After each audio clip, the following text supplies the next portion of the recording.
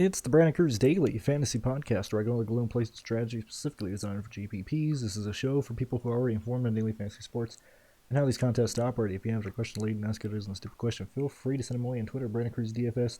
Most importantly, take everything with a grain of salt and use your best judgment when making entries. Additionally, if you have a gambling addiction, it's just not my problem. Check your sense of feelings at the door. We're talking about Bristol this weekend for the Cup Series. I want to turn this more into a lineup discussion type of video versus going through each of the drivers, which I will go through here. We'll go through them real quick just because I know people are going to want to hear them. So both due to the fact that qualifying is determined by the previous race and that we have no practice and that we have the PJ1 that is going to play a factor, and that this is such a long race, and that this race is 500, not only long in terms of hours but long in terms of 500 laps. There's a good chance that we see the optimal lineup be a 3 to 4 type of dominator lineup, and I would argue that I think everybody in the optimal lineup is going to have fast laps,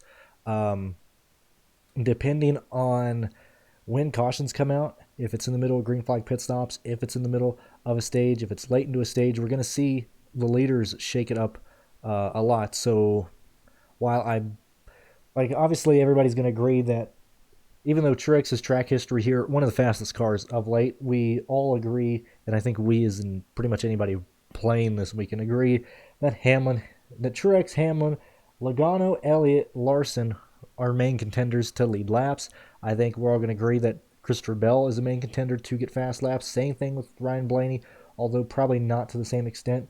Harvick, based on his track history and seeing how Stewart-Haas is coming back, is probably going to get fast laps throughout this race. Same thing with Kyle Busch. Kyle Busch probably the favorite going into this race in terms of probably DFS lineups, which is shown in his track history here, which is shown in his last 4 races based on DFS finishes. Second highest scoring DFS driver the last 4 races here.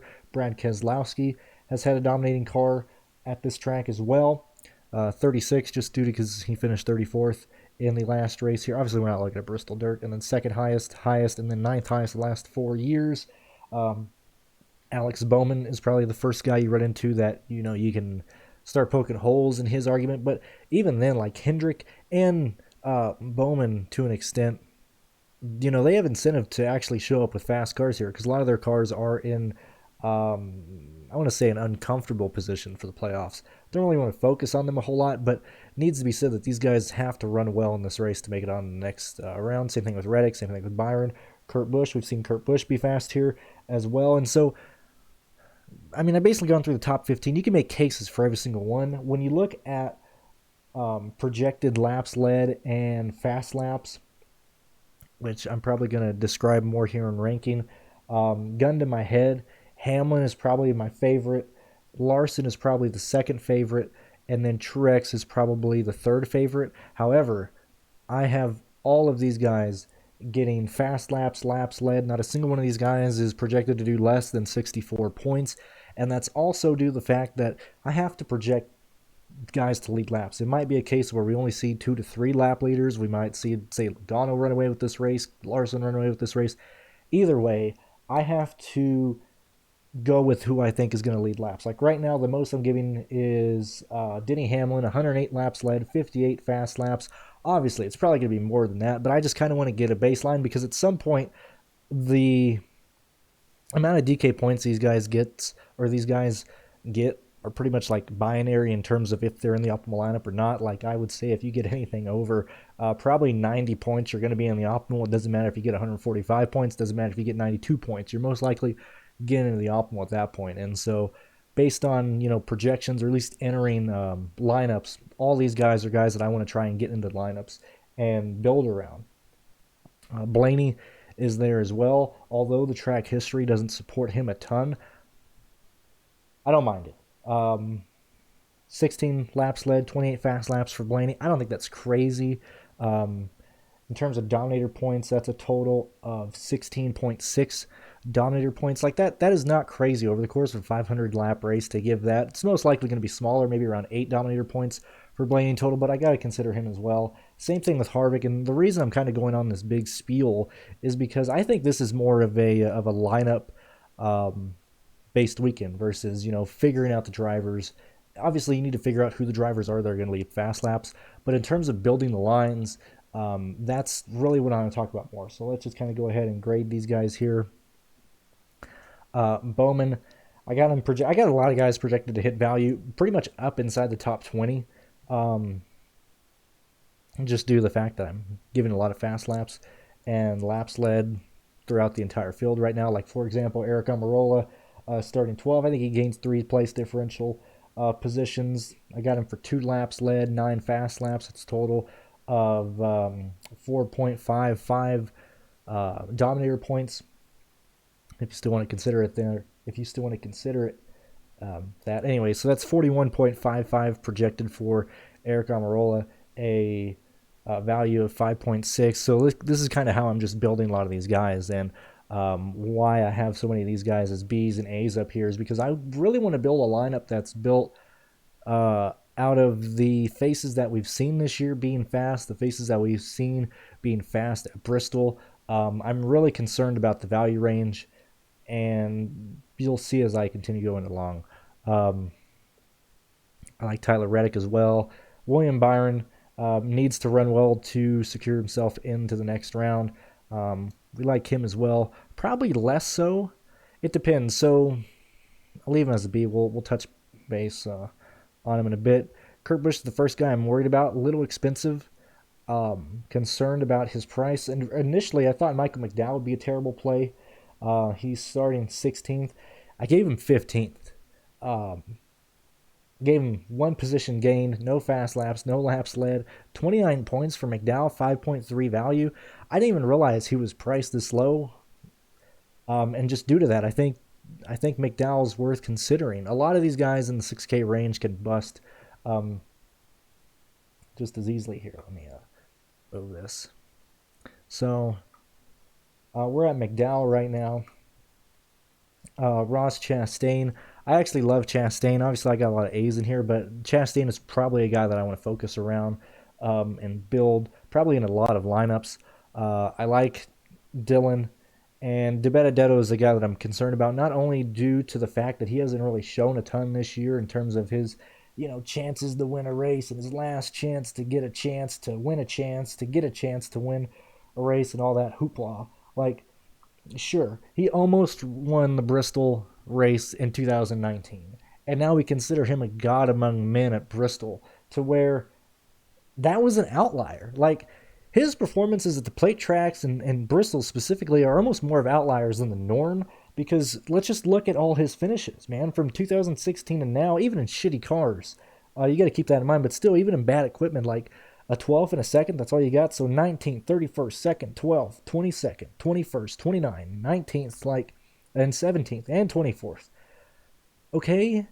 Like, I think McDowell's a little bit hyped up here, and I haven't listened to anybody else, but I know for a fact, because if I was probably doing this when I wasn't building lineups, I talk about how, oh yeah, sure, DiBenedetto can lead laps here, we've seen him get laps, but like, there's not a lot supporting that this year.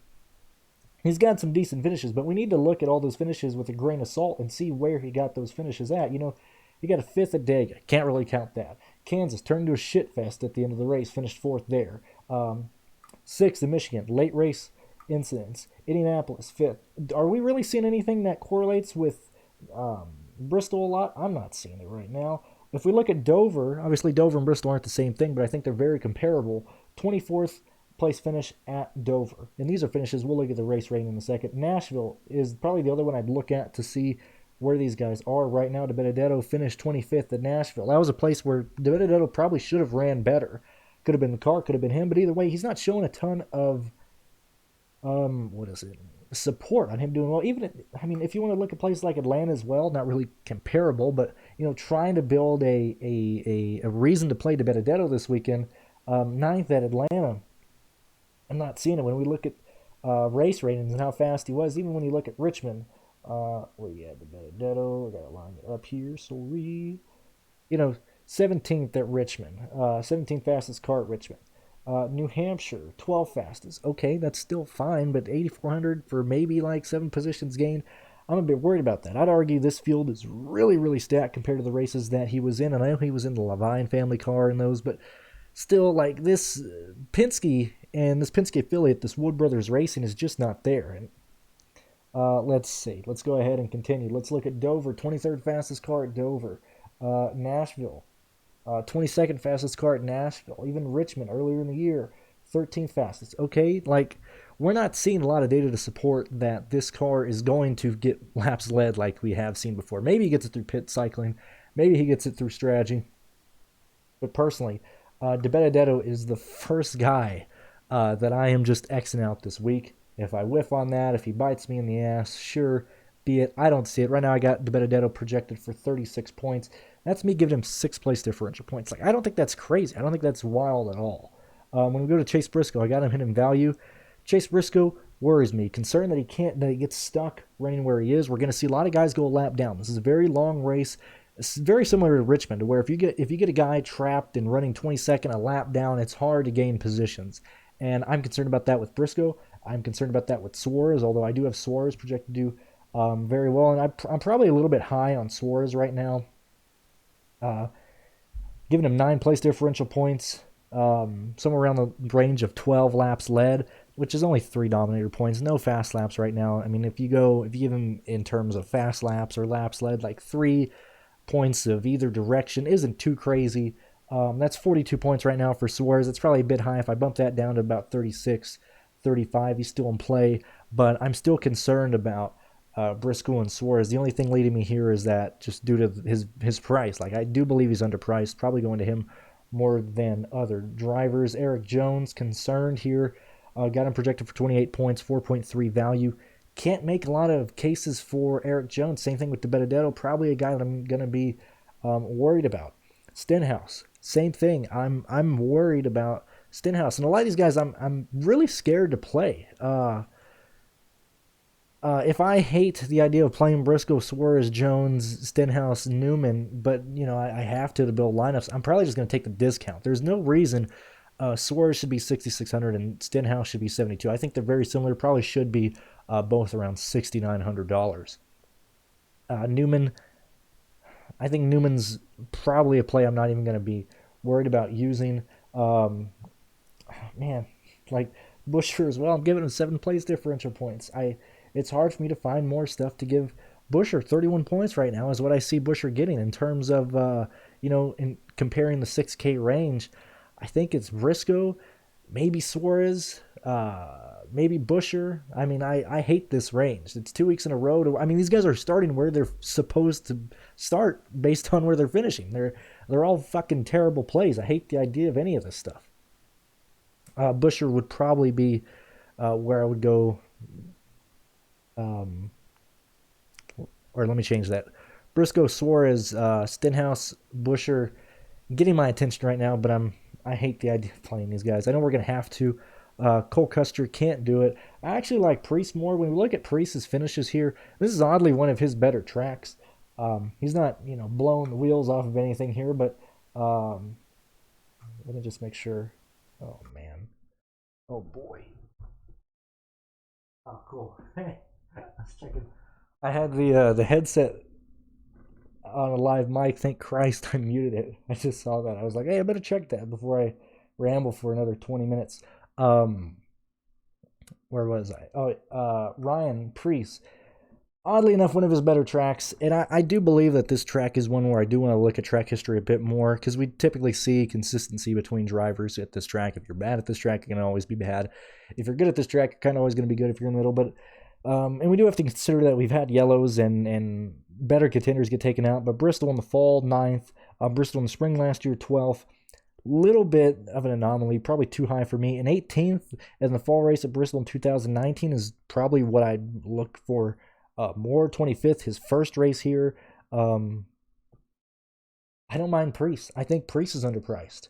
So let's try and dig a hole in Priest, or trying to be a bit pessimistic about Priest. But race rating at Darlington, 15th. Richmond, 26th. That's not bad. I'd almost rather pay $6,000 for Priest than paying up for 62 for Briscoe, in a sense. Like, I think Briscoe is a much riskier play. Let's continue looking on at Nashville, 29th, a bit concerning there. Dover, 21st. 21st fastest car at Dover. I think we need to consider that. I hate to bring it up. It was a shit fest. Um, but late in the race, and I'm going to get crucified for this, I probably am, but if you really do look at the tail end of the Dirt Bristol race, I know. But when you look at the tail end of that race, setup's not going to work. But when you look at how it was driving, like it was dry, it was an old school Bristol race. You saw Suarez run extremely well. Not saying he's going to repeat leading laps late in the race, but I think Suarez can gain, 8 positions this race. I honestly want to say Priest might be able to as well. Priest ran the bottom. He was running that race just like an asphalt track. I like Priest to maybe gain like 6, 7 positions this weekend. And for $6,000, I'll happily take that. Due to that, let's see. Let's get back here. Where are we at? We're at Priest. Sorry. All right, so we're at Priest. Bubba Wallace, concerned, man, worried. Giving him 10 place differential points. It still puts him at 34 total DraftKings points. I think Bubba is overpriced here. Going to be in the pool. Going to see what the optimizer says, which I have it running right here, and that's kind of what I want to focus on more. But like I said, I don't really want to talk about these guys because whether you look at any projections or whatnot, like I think you're going to need multiple of these guys. I'm not really going to harp on that a ton.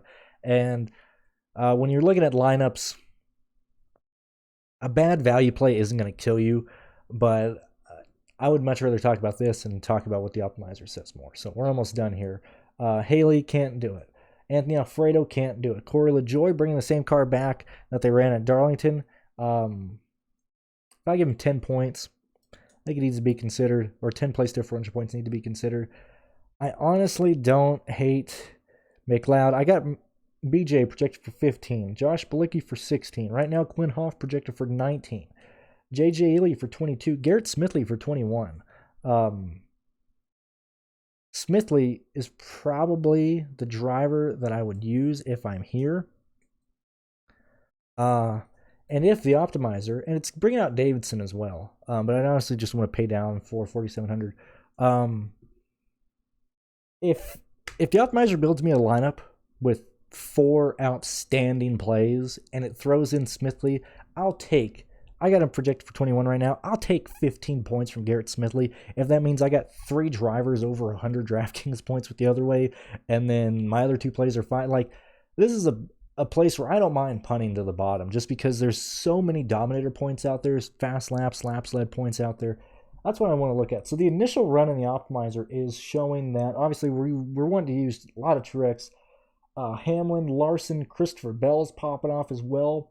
Brad Keselowski, Tyler Reddick, Eric Almirola, Michael McDowell is popping in a lot, and that's just really him holding on to 15th, 16th. If I bump him down, it might still keep him in there just because he's so cheap. It's wanting to use a lot of Ross Chastain.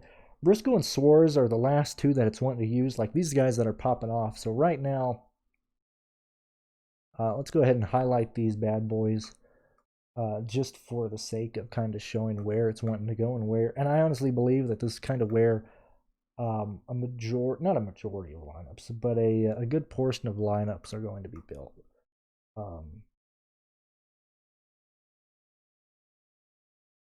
Now we got Chase Briscoe and Suarez. So this is where the initial heavy bit of ownership from the optimizer is wanting to go. The main thing I'm concerned about is the lineups are really only it's wanting to use Chastain a lot. Outside of Chastain, it's wanting to build a 3 dominator type of lineup with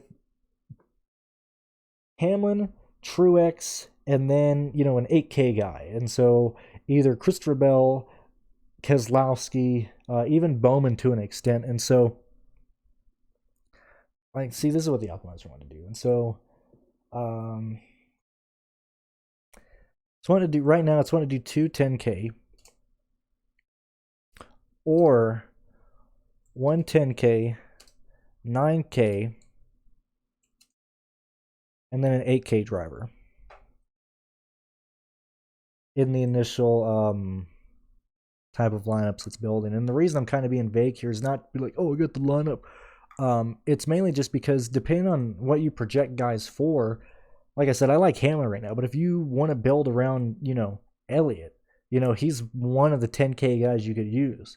Or you could do two 10K guys, Hamlin, Elliott, Larson, Hamlin, Larson, Elliott. However you want to go there, it seems like it's a 2 10K or 1 10K. You're paying up for three guys, basically. It's looking like it's a three build on the initial run. If I start excluding guys, which I'm going to do here in real time, and we're going to kind of see how the lineups change. So right now I'm excluding Starr. I'm excluding Yaley. I'm keeping Smithley and Davidson in because I want to see what it does. I'm going to keep Quinn in there as well at $4,500. If it punts down at the very bottom, which I think it will want to, based on some of these, I just want to see what it does. And so right now we're excluding Starr, Smithley, Starr, Yaley, Balicki, BJ McLeod, Anthony Alfredo, Justin Haley, no Wallace, no Custer, no Busher, no DiBenedetto.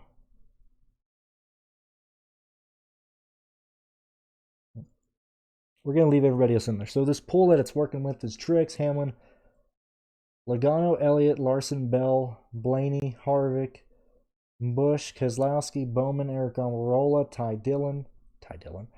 Tyler Reddick, Byron Busch, McDowell, Chastain, Dillon, Briscoe, Suarez, Jones, Stenhouse, and Newman, Preece, LaJoy, Quinhoff, Smithley, and Davidson. So say if you're using Fantasy Cruncher, if you kind of want to just go off of that, that's probably my secondary pool. So outside of, the first run with everybody in, the drivers I just mentioned there is the second pool that I want to work with. And I want to see the builds that it does. And what does it do right off the bat? Shoving in Quinhoff because it's wanting to get 4 dominators in this race. I do not hate that at all. I don't think it's going to be optimal, but look, I think we get close to 6 lap leaders in this race. I think some guys will lead probably close to 90 laps. Some guys will lead close to 20 laps. But if we get 9 leaders in this race, either during green flag pit stops, either guys having issues on pit road, I want to try and get as many lap leaders as possible. And so, as I said, the initial run was 2 10K. That's kind of where you're paying up, or 1 1K, 1 9K, 1 8K guys. Right now, it's wanting to use 3 10K drivers. I need to probably bold this. Here, give me a second. Bold, dude. Okay, so it's using... It's wanting to use either 3... Oops. Why is it way over there? Oops, sorry. It's wanting to use 3 10K drivers, or...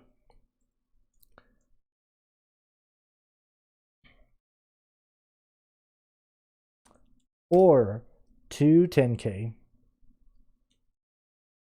1 9K, and it's wanting to use either Chastain or 9K guy, and so and either Ross or 8K guy.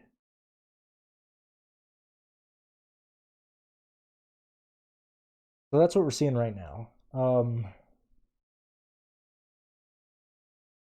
Right now, it's wanting to be heavy on Truex and Hamlin. That's just because those guys are my highest projected guys. If I exclude those, I'd probably want to go more Larson and Elliott. Even Keselowski to an extent. And that's my second thought, or that's my second point that I want to make. And so, say if you just want to either lock guys in, or, like you feel like, hey, I want to use Elliott here. If you're using any type of optimizer, if you're using any type of projections, just give the guy 100 points to either lock him in, especially if you don't have a button to exclude or force the optimizer to use a guy. Just project somebody for 100. And so, say if right under ceiling, but say if you project Truex to have 88 points, Hamlin to have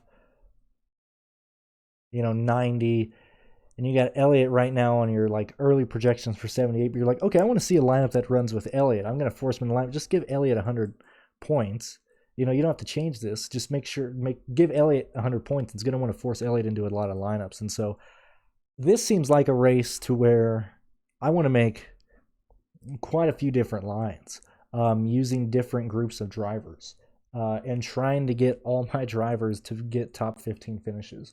That's just where it's looking like. And so, as I said, it's wanting to use a lot of McDowell, a lot of Suarez right now. If I bump those guys down, it's probably going to want to go to more Briscoe. It still hates Ryan Newman. It's still not liking Stenhouse. It's still not liking Jones. Even when I kept those in the line, I want to see what it wanted to do. Where is it in terms of punting? Corey LaJoie, Smithley, Quinhoff. That's where it's wanting to go. That's about where I'm at. I'm not concerned about ownership really this week. It's just I'm going to build lineups and try and get as many lap leaders in there as possible. I don't even necessarily need to feel entirely good about a driver. As we saw last week, Christopher Bell had a lot of fast laps, and he never even had the lead. I think that's going to be the same thing here. I don't think necessarily the leader is going to get the fast laps, especially when they're going into traffic and running into lap traffic. Fast laps are going to be spread out in this entire field, and I just want as many guys as I think can get those fast laps. And so if that's paying up for 3 to even 4 drivers, I'm perfectly fine with that. Previous optimal lineups don't usually point towards punting. I'm okay with that, but if you look at where are we at here?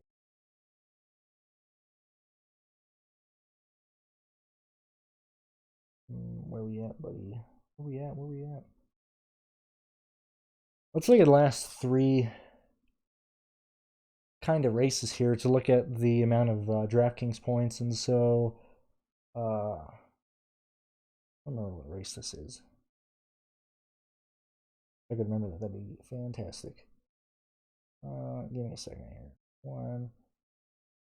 I lost track of where I was. Where are we at? Last race. That's what Harvick won. Okay, so the race that Harvick won, Harvick had a total of 141 points. Kyle Busch had 117.25. Eric Jones had 70. Reddick had 62.5. Chase Elliott had 62.25. This isn't the optimal. I'm just rounding off the amount of points that we're seeing.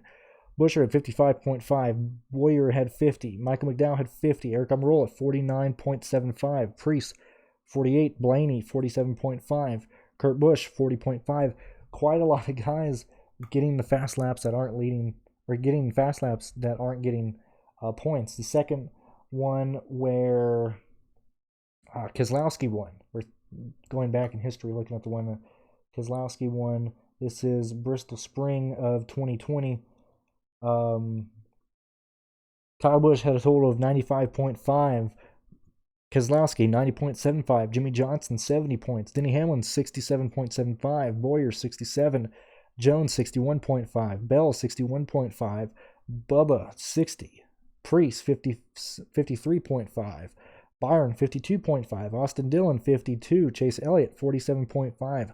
Harvick 45.5. Suarez 45.5. Kurt Busch 44.5. Timmy Hill 44. And so if we're going to follow, and we'll even go back and look at the third previous race. This is the one where Denny Hamlin won, which was Bristol 2019 fall. You had Keselowski 94.75, Kyle Busch 90.5, DiBenedetto 86.75, Hamlin 83.75, Larson 83, Chase Elliott 62.75, Boyer 61, Truex 60, Suarez 48, Blaney 46, Buescher 39, Hemrick 38, Bubba Wallace 38. And so I just want to try and get as many of those guys in my lineup as possible. That's really the gist of it. I'm not leaning towards one driver or another. Probably in the live show on Saturday, I'll probably have a gun in my head due to the comments. It'll be like, who do you like more, Elliott or Hamlin? And then I'm telling you who I like between those guys. But right now, I'm going to just be building a lot of lineups, covering a lot of different angles to go about this race. And so hopefully that helps you out. hopefully you like this, and thank you for listening, sticking around. If you want to support me, Patreon and PayPal is in the link below, or in the links below, and thank you for listening. We'll see you later.